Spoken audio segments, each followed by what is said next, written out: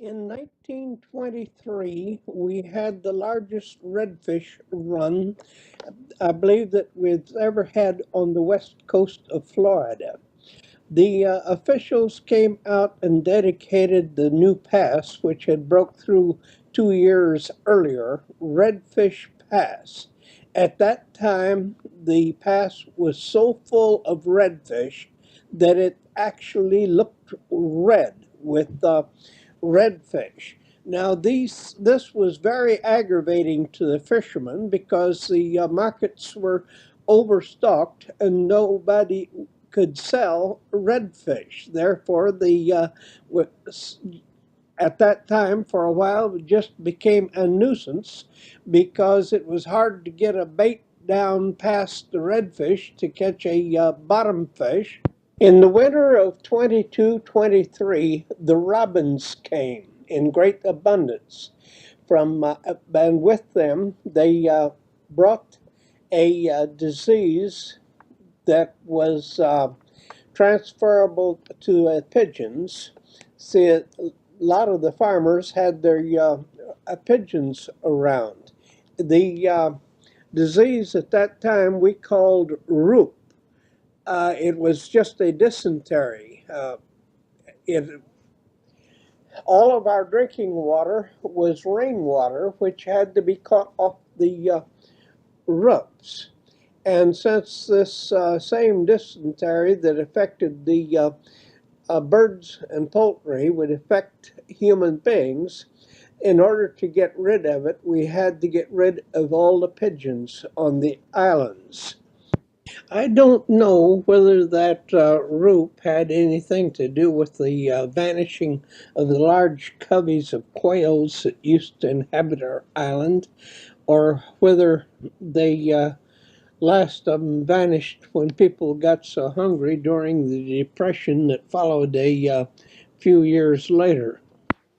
People tell me that a long time ago there was a good-sized deer herd inhabited the island. They were all gone long before I came.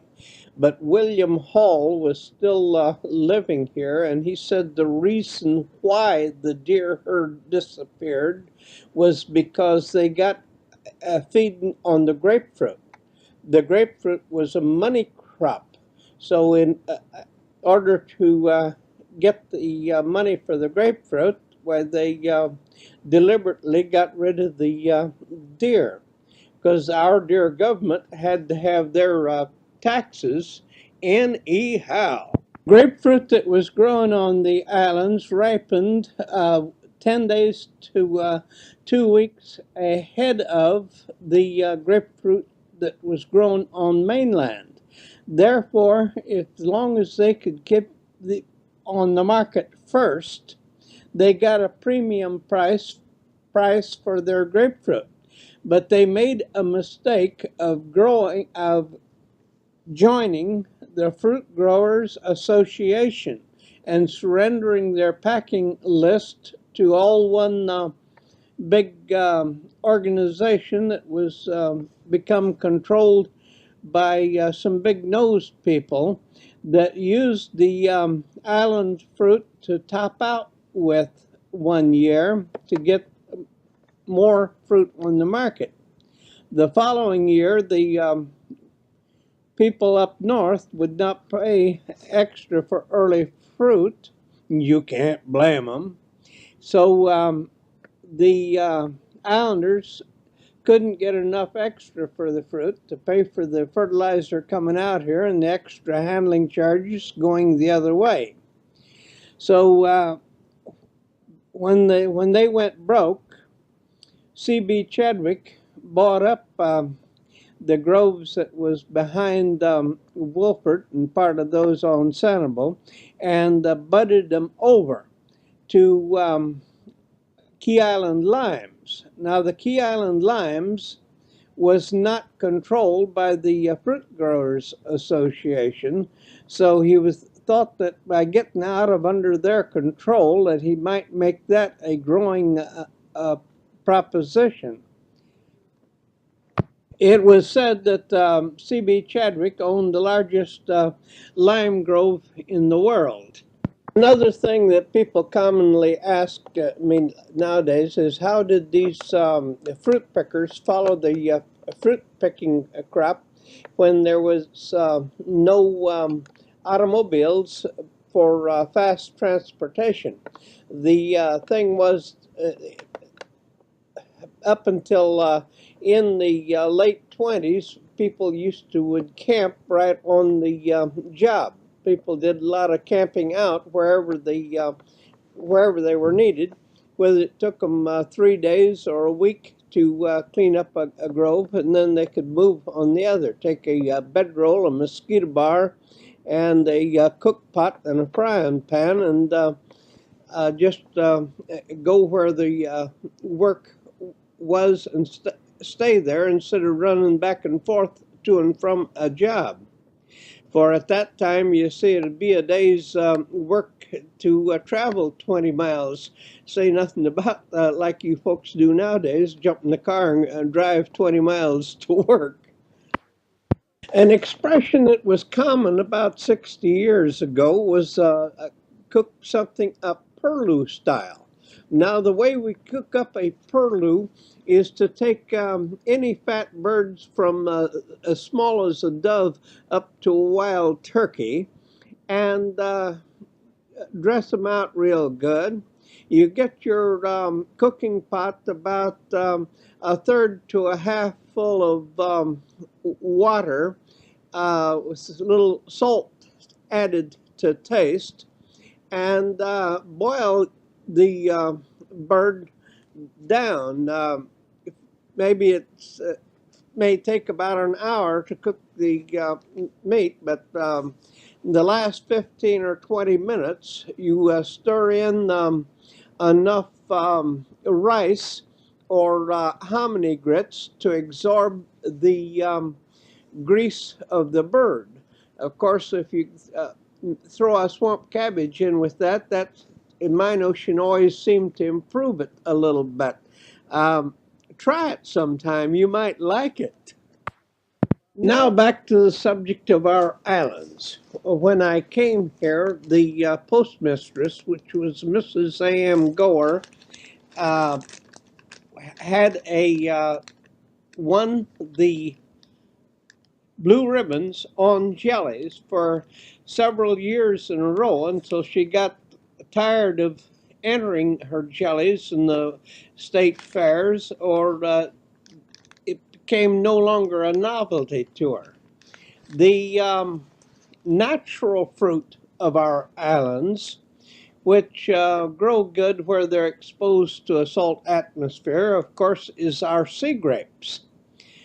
Sea grapes makes a wonderful jelly, and they make a wonderful wine. So let's stick to the jelly. People can get drunk on that wine. For sea grape jelly, you put the just enough water on the sea grapes to barely cover them of ripe and nearly ripe sea grapes. Boil them till it commences to get the skins good and soft, and then go over them with something like a potato masher to break the outside skin and get the juice of the grapes out into the water. You see, a sea grape is way more seed than it is juice. It's got one tremendous large seed in the center, and your juice is just a small area between that seed and the outer skin. And then that'll have to be drained off through a strainer so as you can throw the seed in the husk out. And then you add about equal parts of pure cane sugar. If you would get enough green grapes in with your ripe ones, it will boil down and gel without adding peptin or surto Mrs. Gore's favorite tree for making sea grape jelly was across the road east from where the Captiva post office is now, and probably in the backyard of Murphy's lot. Now, these sea grapes can be grown from a cutting or from the seed. If you grow them from a cutting, you get what the parent tree was like. If you grow them from a seedling, you never know what you're going to get. If a tree is cleaned up around and pruned, then it becomes like a cultivated tree and produces good fruit. If it's let grown wild, eventually it'll choke itself out or gets like a thicket where it may not even produce sea grapes. So they always do better where they're taken care of. Now, the fastest and easiest way to harvest the sea grapes is where you can spread out sailcloth, canvas, or sheets underneath the tree when the fruit is ripe, and then shake the tree real hard so as the ripe and nearly ripe fruit will fall down on the canvas. And then you can pick up the canvas by the corners and chase the fruit toward the center where you can pick it up real easily. And in the meantime, though, when you throw out the dead limbs and blossoms that fall down, be sure and chase off all those fuzzy spiders that might fall down with it.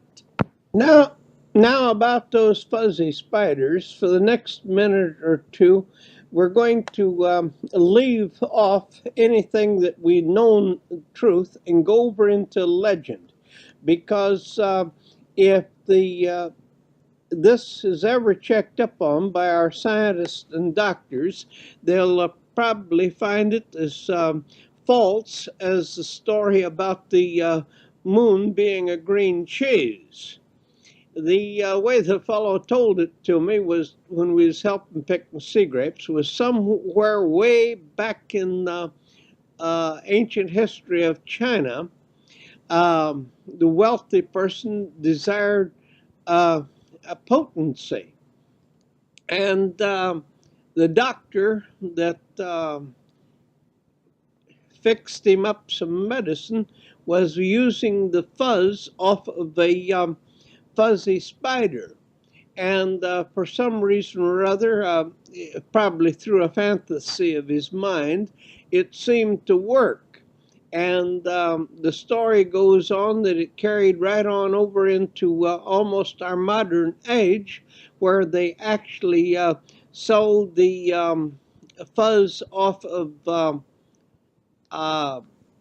antelope and deer during the time that they could be caught during their velvet stage as potency medicine. But people lie about other things too, so but I definitely wanted that as a legend and not as the truth. Oh, look, behold the vast multitudes traveling to and fro upon the face of the earth, and how their fiery chariots jostle amongst their streets, and there seemeth to be no end to them. Yes, people have asked me why people didn't evacuate for hurricanes.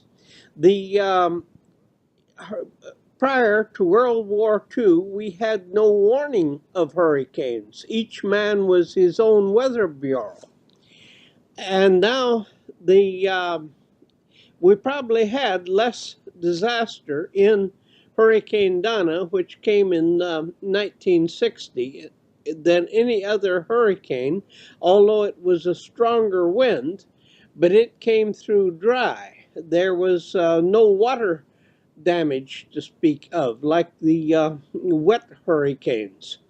And even then, as how would we evacuate why was there any reason to run from until we have a place to go to? It has been so heavy traffic right here in normal times, which would be should be way easier than we would have in a hurricane, and yet it sometimes is taken as high as 2 hours to go from Ponderosa to Fort Myers, and people living in Fort Myers that wanted to go across Edison Bridge has spent more than an hour to go across to North Fort Myers and back. Just imagine what kind of a disaster we could run into if everybody tried to evacuate at the same time in front of a hurricane. If a person is going to run out in front of a hurricane, they better give themselves at least 3 days in advance so they can be clear up in the clay hills of Georgia someplace by the time it gets here. Now, don't get me wrong, because if ever we have a hurricane that could hit these islands from the southwest, that would hit on a mean high tide instead of coming through on a low tide like Donna did, these islands could really be wiped out. From 1923 through 1926, it seemed like everybody went from crazy to still crazier. For prior to that time, honest grove owners figured that undeveloped grove land was worth only about $50 an acre, and even after it was developed, it would only be around $120 an acre. And these real estate kept going up and up. Some of the real estate people run the land up to $1,000 an acre across that period. And C.B. Chadwick says he wouldn't sell any of his property for less than $2,000.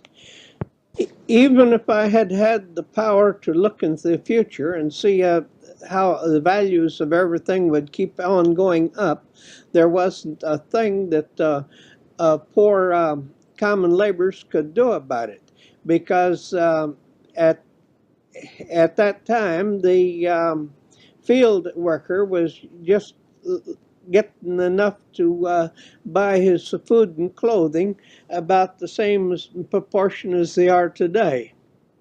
So at that time, $50 would be as hard to come by as $5,000 would be today.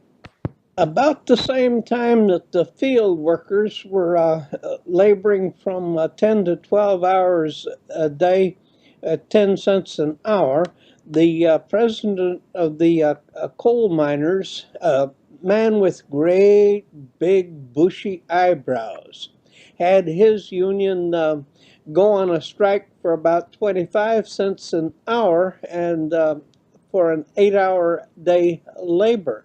They were already getting $1.10 an hour. Well, I could see where working underground would be worth more than working in the field, but surely not more than 10 times as much. So about that time, I started taking these correspondence courses. I think the first one I completed was a diesel engineer. The first promise of a job that I had was aboard a tuna ship that was working out of San Diego, California. And when I got there, of course, then I found out that I had to have a passport. And before I could get a passport, I had to have a birth certificate. So I spent the next 2 or 3 years trying to run down a birth certificate, and in the meantime studying electricity. Now, a person born and raised in this country and not being able to prove it, but I was passed right up by one of Al Capone's boys that was born in Italy, that was from the same town that he was from. because all he needed to get a passport, they'd make up a passport off of his immigrant pass into this country. The first ferry boat that was established between Ponderosa and Sanibel used to land at the end of the Bailey's Road. It was later, after Kinsey took it over, was moved down into Dixie Beach. But that first ferry sank in the 26 hurricane. Later on, a ferry was established by Collier, and then the Kinsey brothers bought the Best and the franchise, and they used to make a morning run. I think their franchise called for at least one run a day, and if they wasn't anybody on the morning run going to town, nobody showed up going the other direction. They didn't even bother about running in the afternoon. But if they took somebody to town, of course they would take the same load back to Sanibel in the afternoon. At least that way we could go to town and back. Later on, the Best couldn't quite take care of the traffic, so they had to put on the Islander. And then after World War II, I think the next ones in line was the Yankee Clipper and the Rebel. Still couldn't take care of the traffic, and then we considered pretty seriously building a bridge in the causeway. In 1928, there was a hurricane that missed us, but went up the Gulf. It came close enough that it made the thing pretty rough for a while. And there was a boat by the name of Isabel Alvado that missed the channel, that tried to come in behind Sanibel.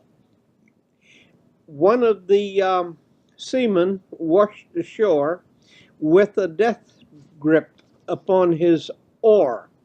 We didn't try too hard to pry it out of his hand or to take it away from him, so he could take it to the bar of judgment with him if he wanted to show that he was worthy of some reward.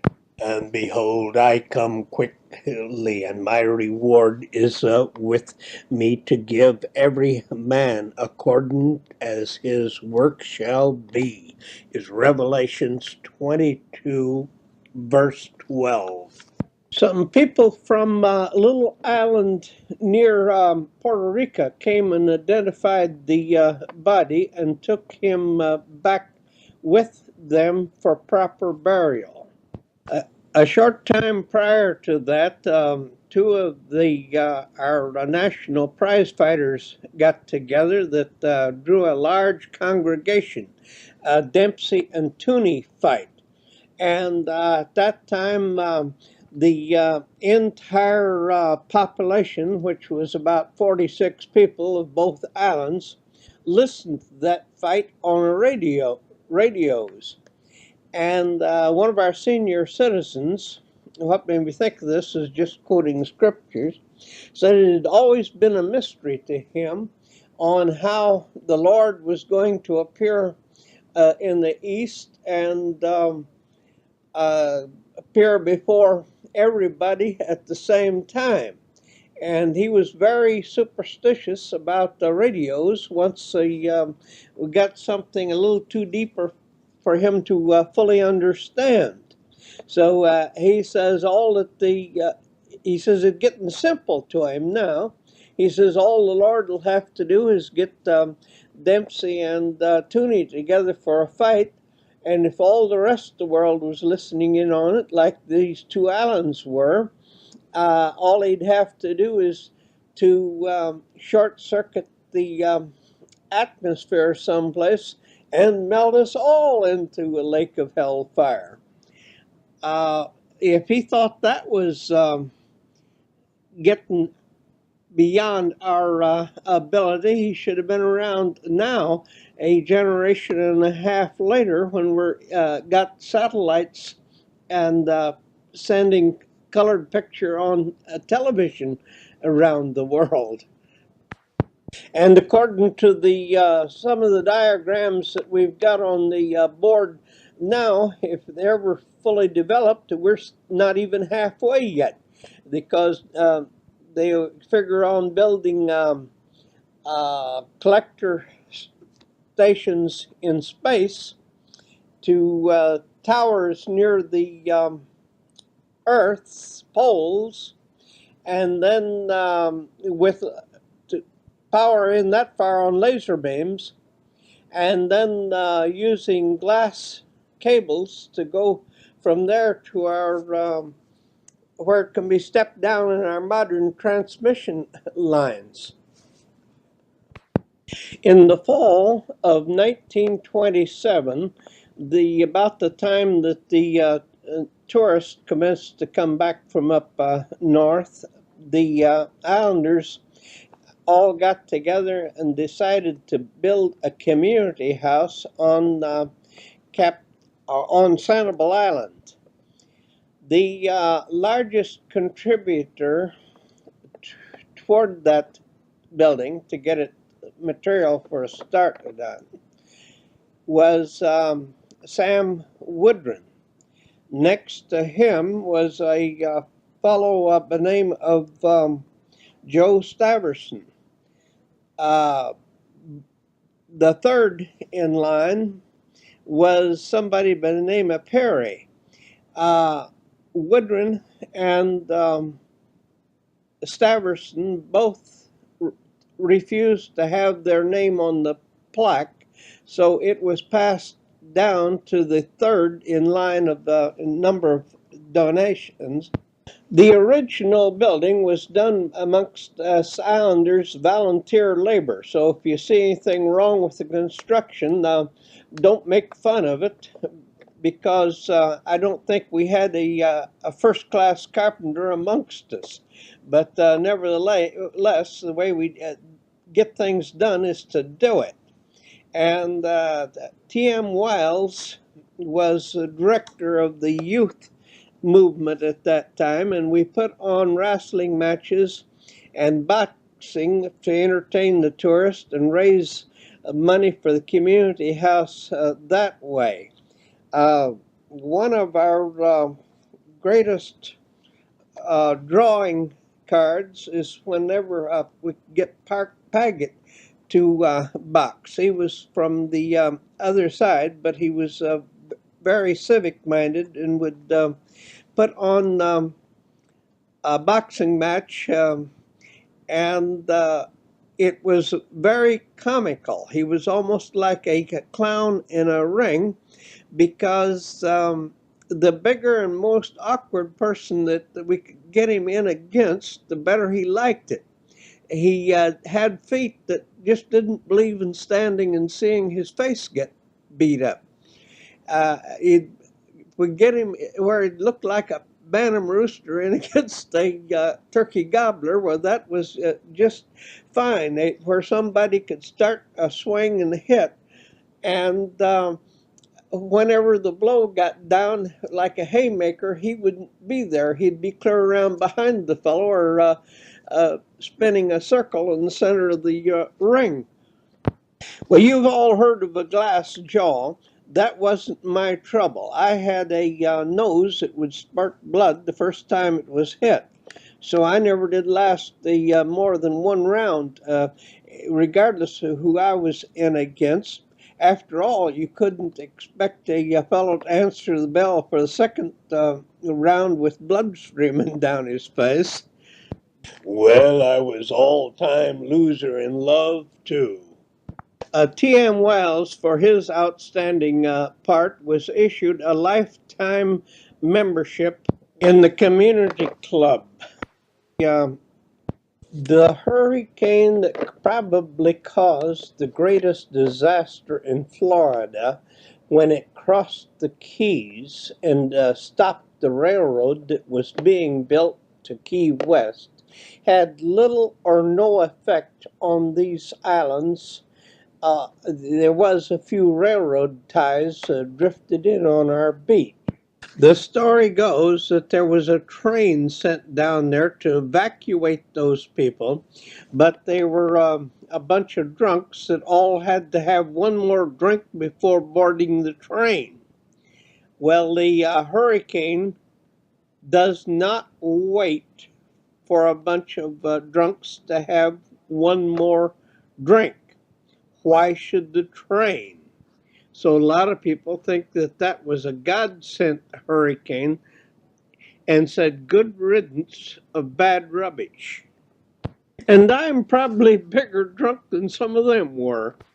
The last of the ivory bill woodpeckers.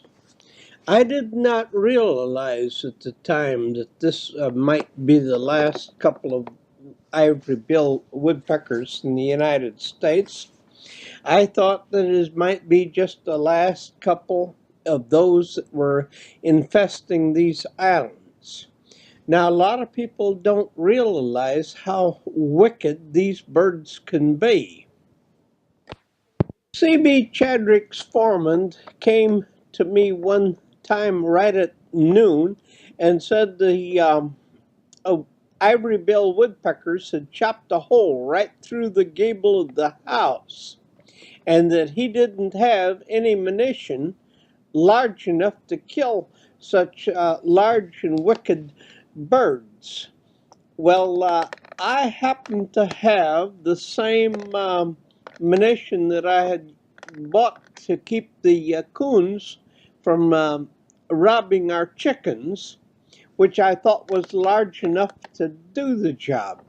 So I handed him a couple of rounds of munition for his 12-gauge shotgun. He went back and did the job. So I did not kill the last of the ivory bills. I only furnished the ammunition. One of Oscar Blunt's grandchildren adopted a baby pelican, and that was turned out to be the wrong thing to do. While the pelican was young, it seemed like he ate more than his weight in cullfish each day, and yet kept right on begging for something to eat. By the time he was large enough and strong enough to fly, he was moved out to Blind Pass Fish House, where he stayed for the next couple of years. At that time, the fish house tender was a fellow by the name of Corsi. Corsi would replace roads that had blown away in the 21 hurricane.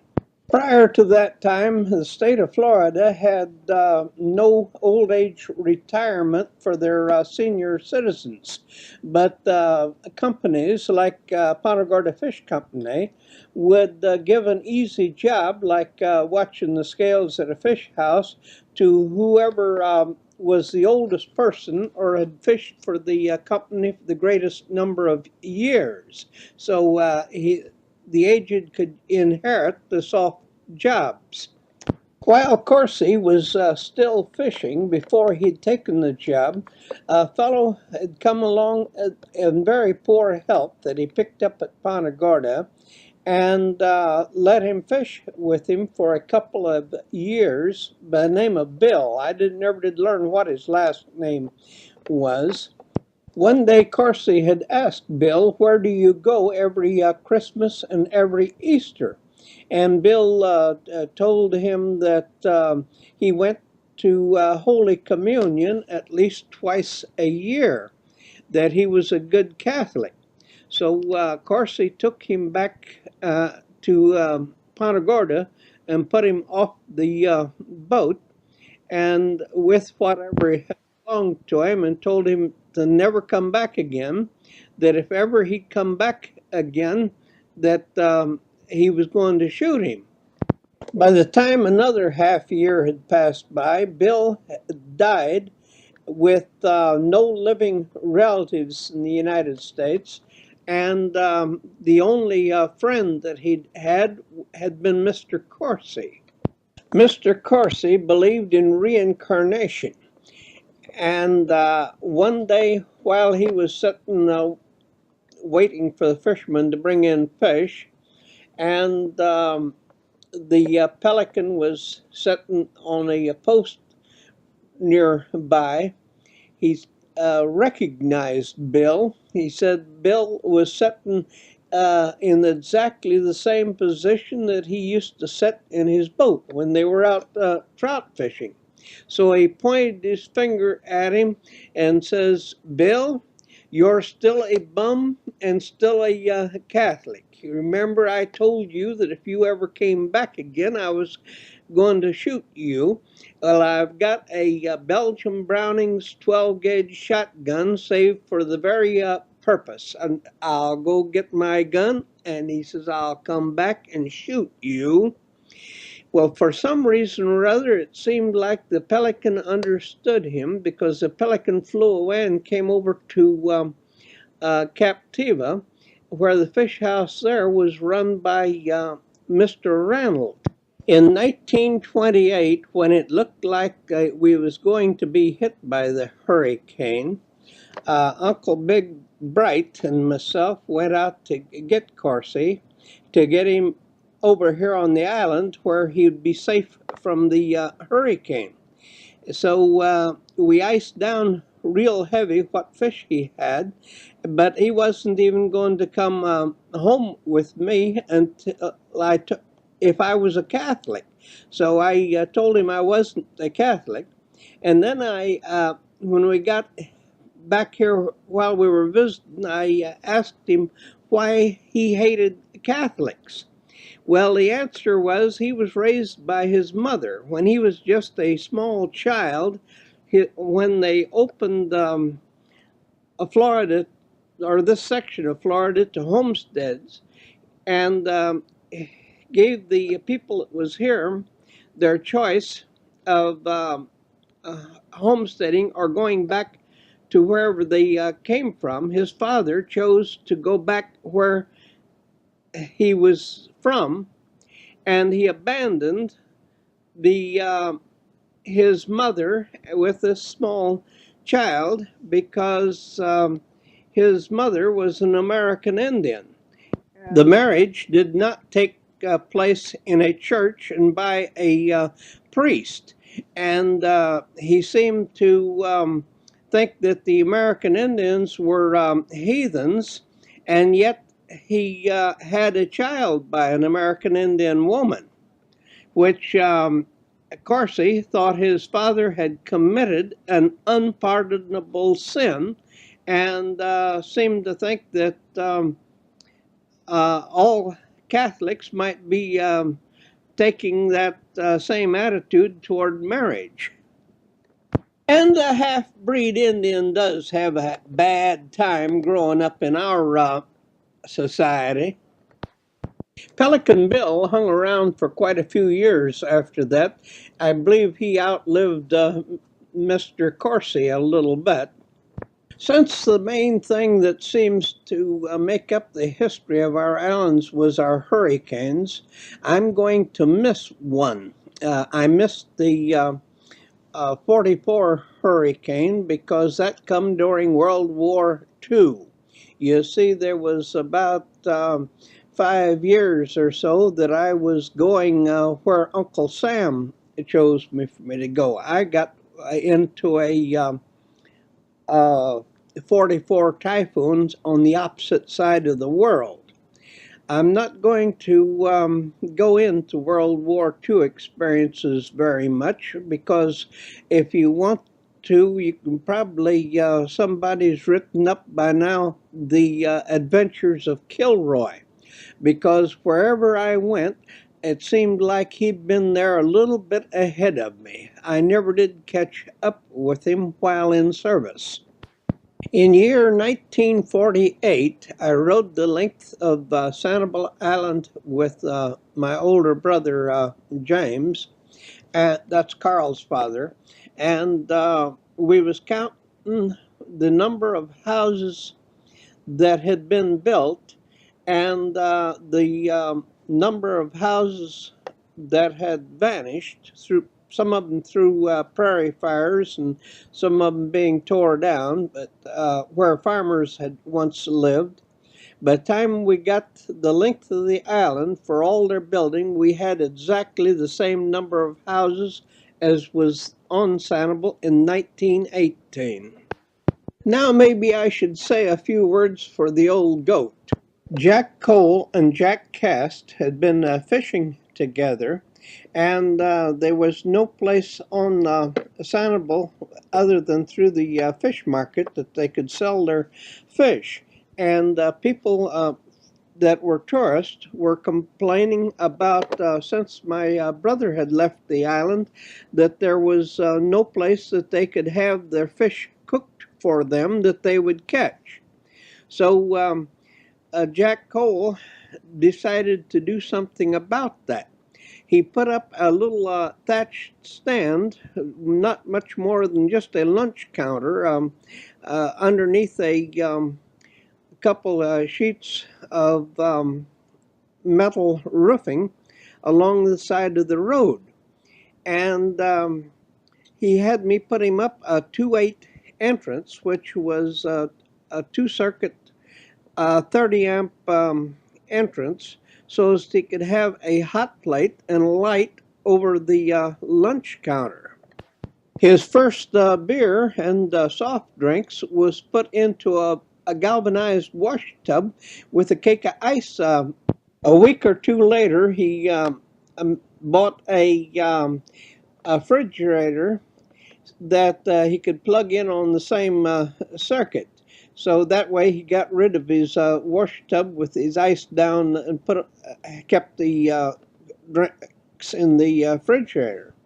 And then a short time after that, he started building living quarters, so as he'd have living quarters behind a lunch counter. And so he had me put him in a 3/6 entrance, which was 60 amps. About the next improvement is he put up a walk-in cooler. So he had me increase the entrance to 100 amps.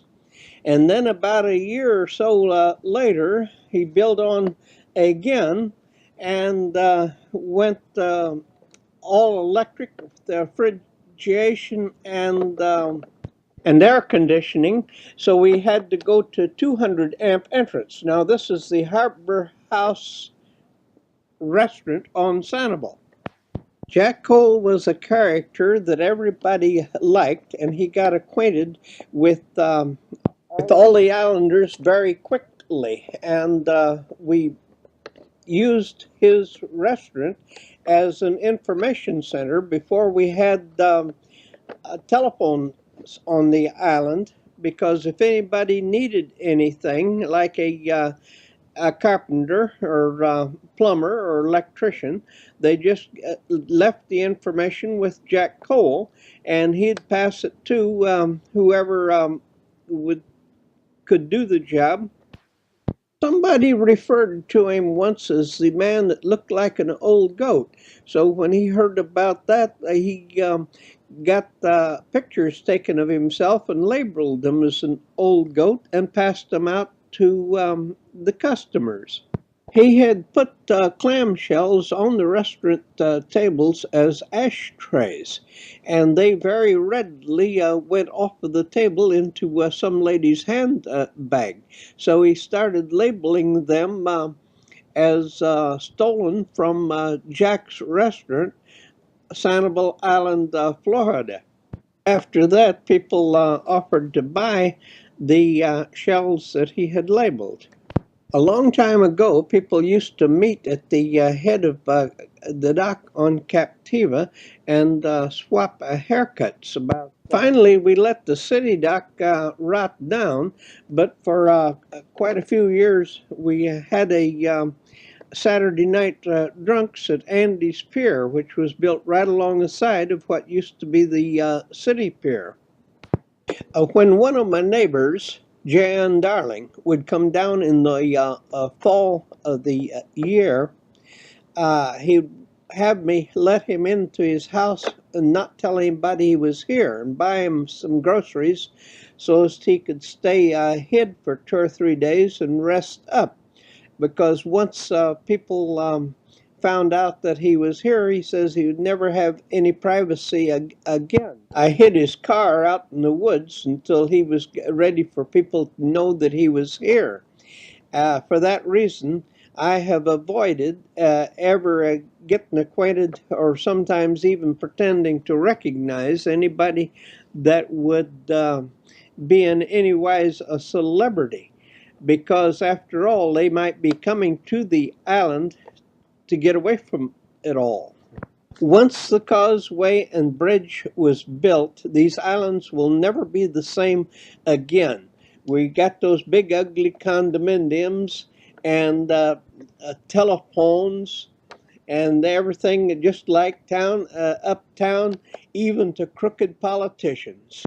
I hope that this tape has been informative or educational.